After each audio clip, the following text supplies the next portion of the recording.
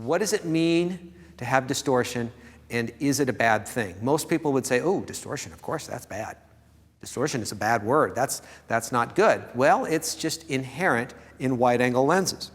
It's something that is changing shape, okay? That's basically what it means. Now, there's a couple different types of distortion.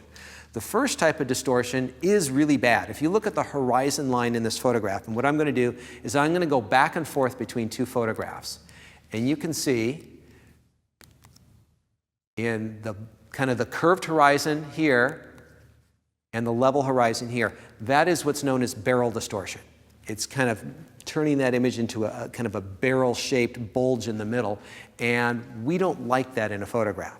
That is correctable in software, and most all wide-angle lenses have this effect to it. They try to minimize it as much as possible, but it's still there, but it's very correctable. Okay, but there's a different type of effect when using the wide-angle lenses, and so we're going to look at a series of photos from 35 to 17 millimeters. The lens is going to stay in the same place, and as we move back to our wider angle lens, as I mentioned before out on the road, the foreground starts playing a big prominent role in these wide-angle lenses. And so the effect of foreshortening is an exaggerating of the size of the foreground. So the foreground seems bigger than the background because it's close to the camera and we're using a wide-angle lens. If you compare the height of the walls close to us versus the height of the walls at the end of the room, it's much larger than it is at the end of the room. If we were to look at the panels in the ceiling, the edges that are closer to us are bigger than the edges that are further away from us. It's exaggerating the size of everything close to the camera. And this is something that we can use to our benefit or not, depending on how we shoot our photos. So to help show what this distortion does on different types of objects, we're going to do it with a really simple shot, okay, just the soccer ball in here. Now, is the soccer ball round? In real life, yes it is, okay? And does it look round here? Absolutely does. We're using a 100 millimeter lens in this case. If we move the soccer ball off to the side, is it round?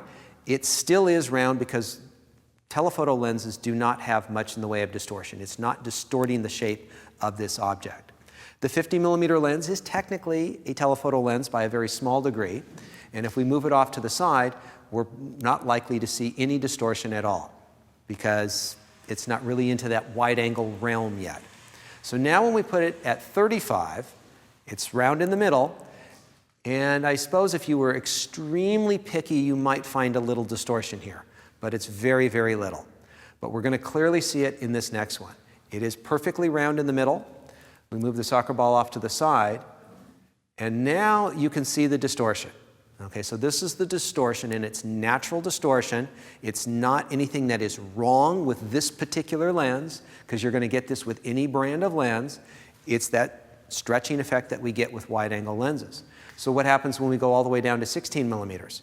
The ball is perfectly round in the middle, and so if we want to relate this to real-life experiences, this is why I don't mind photographing people with a 16 when they're in the middle of the frame. They are not going to be distorted. You do have to be careful, and you can use it in some cases where it's off to the side, but look at what happens to that soccer ball when we move it off to the side with a wide-angle lens. That's a very distorted look to it. All right, just to make this even more clear, I wanted to shoot it in video so that you could see it in another manner.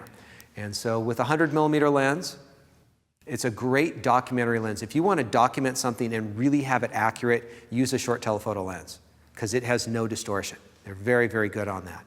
The 50, very clean and normal.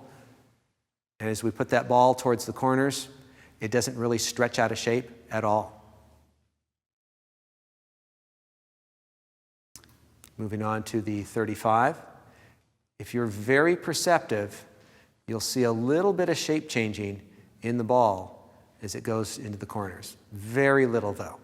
And so that's why photojournalists like a 35 millimeter lens. It's wide angle, but it's very true to the scene. It doesn't distort the scene in any way. or at least extremely small. Now we do have a step of 28 in between that we're switching, but now you should clearly be able to see that ball starting to slightly change shape as we go wide angle. And as I say, that's not a problem with this lens, but it's an effect of the lens that you just need to be aware of. And when we go all the way down to 16, that's when you have to be really careful with round objects, because as they get off to the side, they start becoming very ovalish.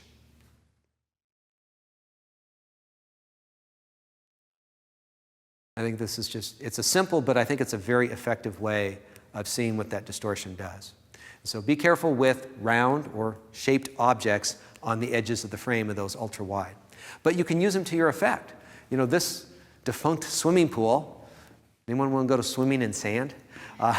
This little portion here is the smaller part of the pool, but by positioning myself here with a wide angle lens, I make it look much larger than the rest of the pool. I am making these railroad ties look much larger than this railroad car because of my positioning and how close I am and how much I've had them fill the frame in the foreground. And so if you have multiple subjects and you're trying to draw attention to one of them, one of the techniques is using a wide angle lens and getting really close up to that subject. As I say, it's a favorite technique of landscape photographers.